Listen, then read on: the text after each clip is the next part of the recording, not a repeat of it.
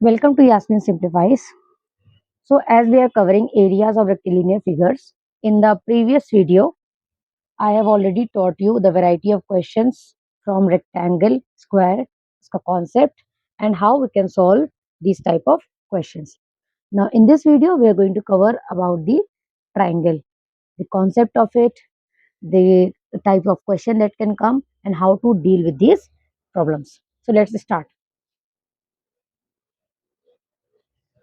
So let's understand the shape of the triangle. Then we'll go through the problem solving. This is the triangle we already know. This is the base. This is the height. These are the side A, B, C. और ये क्या होती है? Height होती है perpendicular. ठीक. Area of triangle. अभी तक क्या होता था? Half base into height. Half. This is the base. और ये क्या है? Height है. But what if height is not given? What if height is not given? Then how we'll find the area of the triangle? So there is something called Heron's formula. Heron's formula में क्या होता है?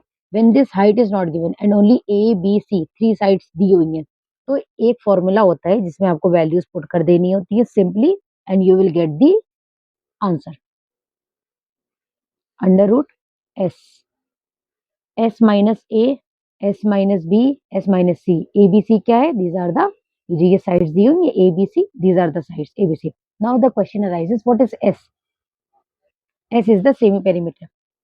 S is A plus B plus C upon 2. Simply what we have to do is कि जब भी three sides are given to you and you are asked कि what is the area of this triangle, तो simply उनको कुछ बताने की जरूरत नहीं कि आपको हेरॉन्स फॉर्मूला लगाना है. कुछ भी आपको ऑलरेडी नो क्योंकि उसका कोई ऑल्टरनेटिव नहीं है. तो what you will do is पहले S की वैल्यू निकाल लेंगे. हाउ? तीनों साइड्स प्लस अपॉन 2. S की वैल्यू आ गई. Then you will directly put this into this formula. S की value S minus A, S minus B, S minus C. We will understand this in a better way with the help of the problem solving. Then there is another thing called equilateral triangle. Area of equilateral triangle, इसका formula is different. Root 3 upon 4 into A square. A square बोले तो side. This is the side of the triangle. तो equilateral triangle कौन सा होता है? जिसकी sides equal होती है ना. तो क्वेश्चन अराइजेस कि उसमें तो ए बी सी था. Why here is a square? Because equilateral triangle की प्रॉपर्टी होती है कि इसमें सारी साइड्स क्या होती हैं? इक्वल होती हैं. तो root 3 upon 4 into A square. But most used formula, these are the question जो कि ये वाला है, ये बहुत रेयरली पूछा जाता है.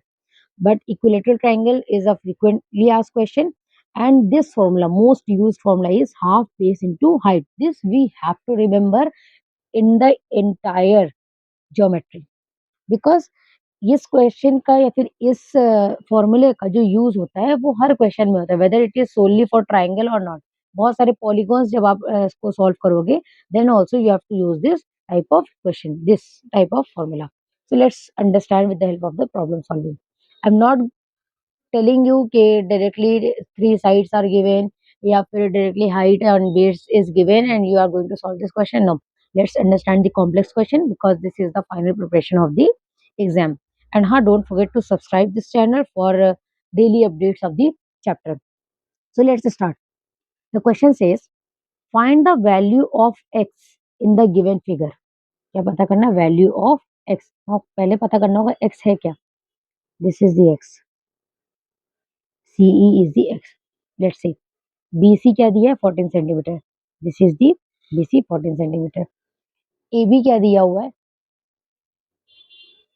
AB क्या दिया है? 16 centimetre. This is the AB 16 centimetre. AD क्या दिया हुआ है? AD 11 centimetre. This is the height 11 centimetre. CE क्या दिया हुआ है? x centimetre. We have to find the value of x without checking out any query या फिर any calculation. Without checking any calculation, let's understand. Area of triangle क्या होता है? Half. B बोले तो बेस, एच बोले तो height. Half base into height. This is the area of triangle. ये होता है formula. In this question avoid this x. ये एक्स हटा दे. ये एक्स वाली सी लाइन अवॉइड दिस सी वाली लाइन. सिंपली देखें तो ये बनेगा. Let me make it. ये बनेगा एक ट्राइंगल. ओके. इसकी हाइट दी होगी एडी जो कि 11 है, और इसका ये दिया होगा 14, और एक ये साइड दी हुई है 16। ठीक, अगर हमें इसका एरिया निकालना होता कैसे निकालते, half base into height. Half ये रहता है हमारा बेस और ये रहती हाइट, इसका यूज नहीं रहता। नाउ लेट्स अंडरस्टैंड एक और चीज, सेम क्वेश्चन को, सेम ट्राइंगल को हम दूसरी नजर से देखेंगे। ये रहा ट्राइंगल, ये रहा हमारा 16 सेंटीमीटर जो कि गिवन है, और ये रहा हमारा X. Now we will avoid this line. पहले वाले में हमने ये वाली लाइन कंसीडर करी थी, ये अवॉइड करी थी। दूसरे वाले में हमने ये कंसीडर कर लिए और ये अवॉइड कर दिए। अगर इसका एरिया निकालते कैसे निकालते, ये हमारा बेस हो जाता, ये हमारी हाइट हो जाती।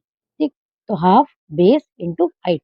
सो द क्वेश्चन इज कि दोनों का जो एरिया निकलता दोनों तरीके से, दैट विल बी इक्वल और not. The answer is yes. इसका एरिया, क्योंकि ट्राइंगल तो सेम ही है ना, हाइट भी दूसरी साइड और बेस ले रहे हैं तो क्या हुआ, ट्राइंगल इज सेम। हम अगर हम ऐसे ये बेस लेकर ये हाइट लेंगे, then also area will be equal to ये बेस लेके ये हाइट लेंगे। तो what we will do, typically क्या करेंगे, दोनों तरीके से एरिया को क्या कर देंगे, equal, because ideally it is equal, ideally it is equal. So area of triangle A B C, half base into height. Half base क्या लिया, 14 सेंटीमीटर लिया, और क्या लिया, हाइट क्या लिया, 11 सेंटीमीटर, जो कि गिवन है। That will be 77 centimetre square simply.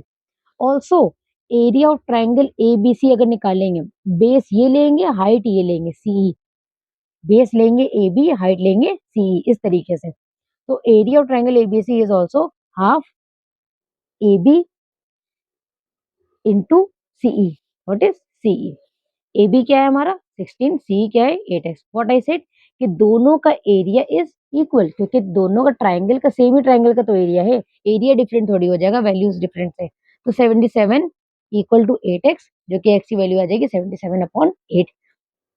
इसको डेसिमल में भी कर सकते हैं और नॉर्मल जैसे मिक्स में करते हैं, मिक्स में भी कर सकते हैं। So this is how the question is solved. Let's understand the next question. Now, find the area of a triangle whose sides are 5 centimetre, 12 centimetre, 13 centimetre. इसमें क्या दिया है, हमें एक ट्राइंगल दे दिया है जिसकी हमें 3 साइड दी है, ए बी सी। क्या साइड दी है, 5 centimetre, 12 centimetre and 13 centimetre. 3 sides are given. एक ट्राइंगल 3 साइड दिए है। व्हाट आई सेड कि जब भी height is not given and 3 sides are given, what we have to do, we have to apply Heron's formula. Without, question will not tell you have to apply Heron's formula, question is ultimately directly is telling you, तीन side देकर ही वो बता रहा है कि you have to apply Heron's formula and then only you will get the answer. Heron's formula में क्या करते थे, this was the formula, तीन साइड दी हुई है, सबसे पहले s की वैल्यू निकालते थे, a plus b plus c upon 2, abc हमारा दिया हुआ है 5 प्लस 12 प्लस 13 अपॉन 2, जो कि आ गया हमारा 15। ये हमारा क्या है, s की वैल्यू है, एस की वैल्यू। अब एरिया ऑफ ट्राइंगल एस की वैल्यू एज आई सेड कि वैल्यूज, बट बस नॉर्मली वैल्यूज इसमें पुट करनी है। Under root S, S minus A, S minus B, S minus C, ये मल्टीप्लाई में है, डोंट फॉरगेट दिस। 15 एस की जगह पे 15 रखा, ब्रैकेट में एस की जगह पे 15 माइनस ए की वैल्यू क्या थी हमारी 5। उसके बाद हमने ब्रैकेट में 15 माइनस 12, फिर 15 माइनस 13। सिंपली इसको सॉल्व करते करते ये आ गया हमारा under root 19, 900। Under root 900, 30 into 30, इसका स्क्वायर बनेगा 30 centimetre square is the area of the triangle. This is how Heron's formula is applied. Simple है, इजी है, you just have to remember the formula. Formula नहीं याद कुछ नहीं हो पाएगा, so don't forget the formula. Next type of question is area of equilateral triangle. सबसे पहले इक्विलेटरल ट्राइंगल का फॉर्मूला क्या होता है, √3/4 ए स्क्वायर, यहाँ पे ए क्या होगा, साइड होगी, साइड दी हुई है, फॉर्मूला में पुट कर देंगे, आंसर इज सिंपली आंसर आ गया। Find the area of equilateral triangle whose one side is 4√3। क्या दिया हुआ है, साइड दी हुई है, दिस इज द 4√3, ये इंटायर साइड है, इसमें √3 नहीं है। Area of equilateral triangle √3/4 A square, √3/4 लिख दिया, ए स्क्वायर, ए क्या दिया था 4√3। जब 4√3 का होल स्क्वायर करेंगे, √3 का रूट हट जाएगा, सिंपली 3 बचेगा, और 4 का बन जाएगा 16। तो let's see, √3 into 4 into 3 cancel cancel कर दिया, √12 √3 centimetre square is the area of the equilateral triangle. Simply इसमें हेरोन्स फॉर्मूला और इसमें नॉर्मली अगर आपको फॉर्मूला याद है तो the answer is in front of you. ये फॉर्मूला याद नहीं है and you know how to do it, then you won't be able to do it. And remember formula के भी मार्क्स होते हैं। Then the most favourite question is shaded portion वाला। Simply shaded portion wala, I told you rectangle and square. If you have watched that video, if you haven't watched that video, go and check it again. तो shaded portion वाला हमेशा 3 step होता है। Area of full figure निकालना है, पहला area of full figure निकालना है, दूसरा एरिया ऑफ अनशेडेड पार्ट निकालना है, थर्ड स्टेप में एरिया ऑफ शेडेड पार्ट आ जाएगा। कैसे? फुल फिगर में से अनशेडेड पार्ट माइनस करके। तो calculate the area of the shaded portion. ठीक, अब इसमें शेडेड पोर्शन कौन सा है? We have to find that also ना। This is the shaded portion. हमें क्या दिए हुए हैं? 2 ट्राइंगल दिए हुए हैं। अगर देखा जाए लेंथ दी हुई है, ब्रेथ दी है, और क्या दिया हुआ है हमारा? पूरा रेक्टेंगल। तो सबसे पहले जब हम लोगों ने सीखा था पहले वाले वीडियो में area of full figure, area of full figure क्या होगा? Length into breadth. थ्योरेटिकली समझते हैं, लेंथ इनटू ब्रेथ। उसके बाद एरिया ऑफ अनशेडेड पार्ट क्या होगा? इसका एरिया प्लस इसका एरिया। ये भी अनशेडेड है, ये भी अनशेडेड है, राइट? तो इसका एरिया कैसे निकालेंगे? एरिया ऑफ ट्राइंगल क्या होता है? As I told you, half base into height. ये हो गया बेस और ये हो जाएगी इसकी हाइट 4 सेंटीमीटर। इसका बेस क्या होगा? सेम, रेक्टेंगल है ना, दोनों साइड इक्वल होंगी। और हाइट क्या होगी? 5 सेंटीमीटर। ठीक है, अनशेडेड पार्ट क्या करेंगे? पूरे रेक्टेंगल के एरिया में से इसको हटा देंगे, इसको हटा देंगे, निकल आ जाएगा shaded. Theoretically let's understand this mathematically, calculations के साथ करते हैं। सबसे पहले as per our step 1, area of full figure. Area full figure क्या होगा? 14 into 11 centimetre square. 14 into 11 centimetre square, ठीक है, जो कि आ गया हमारा 154 सेंटीमीटर स्क्वायर। फिर area of unshaded figure, half base into height. 2 triangle है, दोनों का बेस सेम था क्योंकि रेक्टेंगल है, दोनों साइड हाइट्स डिफरेंस है। तो पहले का निकाला, रेक्टेंगल 1 का, सॉरी ट्राइंगल 1 का निकाला हमने, हाफ बेस इंटू हाइट करके ये आया। ट्राइंगल 2 का निकाला, हाफ बेस इंटू हाइट करके, तो हमारा ये आया। ठीक है, what we have to do is पूरा जो फुल फिगर में से इसको हटाना था, इसको हटाना था, तो ये आ जाएगा। Simply simple. उसके बाद हमने क्या करा यहाँ पर? 154 फुल फिगर का आया था, माइनस कर दिया 22 को और 27 को, तो हमारा आंसर आ गया 104.5 centimetre square. This question is asked very frequently. बहुत ही ज्यादा सीरियस क्वेश्चन है एंड बहुत ही ज्यादा इजी क्वेश्चन है। If you get this right, you are going to grab 5 to 6 marks easily. Not 5 to 6 but 4 marks का तो आराम से आ ही जाता है, because there are steps. 3 steps हैं और एक तो यूनिट यूनिट का रहता है। एंड हाँ, remember this, don't forget to write the units. If you write 154 only and you don't write centimeter square, so you will lose marks even if your answer is correct. So don't forget to write the units and remember area में centimetre square होता है, perimeter में centimetre रहता है, volume में centimetre cube रहता है। Volume अभी नहीं पढ़ाया है, volume when I teach I will show you, I will tell you.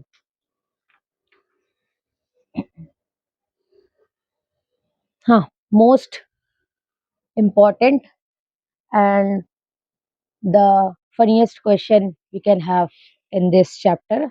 Those who study from me this mathematics in offline classes, they know how this question is funny and how easy it is. It looks very complicated, but it is really very easy question. And it's very important to understand the question. This question tells you the importance of understanding the question because 50% problem वहीं solve हो जाती है. And when I say this, my offline students knows this, the value of this thing. Area of quadrilateral, quadrilateral क्या है? ABCD is the quadrilateral, इसका area हमें पता करना है। BD is given 22 centimetre, CE ये कितना है? 7 सेंटीमीटर है, AF 6 centimetre, AF is 6 centimetre and BD is 22. AF is 6 centimetre, CE is 7 centimetre, BD is 22 centimetre. अगर ये क्वेश्चन देखा जाए एंड इसका एरिया निकालने बोला जाए, you will be very much confuse कि कैसे करें, बट इसको एक ब्रॉडर वे में देखेंगे। Let's see this in a broader way. This is the entire quadrilateral. Okay, let's see. दो बड़े ट्रायंगल पे फोकस करेंगे. कौन सा ट्रायंगल? DCB या BCD ट्रायंगल, और ट्रायंगल कौन सा? ABD. एक ये वाला ट्रायंगल पूरा, और एक पूरा ये वाला ट्रायंगल. नाउ सी, दोनों में कॉमन क्या है? Base. BD is common in both. तो ट्रायंगल DCB का भी बेस क्या बन जाएगा? DB. और ट्रायंगल ABD का भी बेस क्या बन जाएगा? DB. अब क्या चाहिए रहता है? ट्रायंगल. जब भी हम एरिया ऑफ ट्रायंगल निकालते क्या चाहिए रहता है? Half base into height. Okay, base तो हमें दोनों ट्रायंगल का मिल गया.